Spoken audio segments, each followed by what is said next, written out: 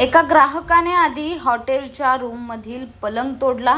त्यावर हॉटेल मालकाने त्याला हॉटेलमधून निघून जाण्यास सांगितल्याने त्याला राग आला आणि याच रागातून त्याने साथीदारांच्या मदतीने हॉटेल मालकाला मारहाण केल्याची घटना उल्हासनगरमध्ये घडली आहे। या मारहाणीचं सीसीटीव्ही फुटेज देखील समोर आले। उल्हासनगर कॅम्प नंबर 3 मधील चोपडा कोर्ट परिसरात के रॉयल रेसिडेन्सी नावाचं हॉटेल आहे।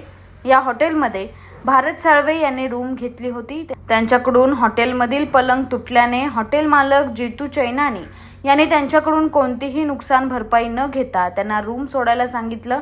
मात्र याचा राग आल्याने भारत साळवे यांनी जगदीश खैरनार आणि अन्य साथीदारांना घेऊन हॉटेल मालक जितू चैनानी यांना फरफटत बाहेर आणून बेदम मारहाण केली।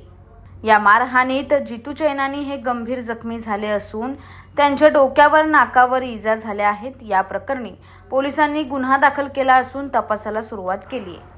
Bureau report, AB fast news, Ulhasnagar.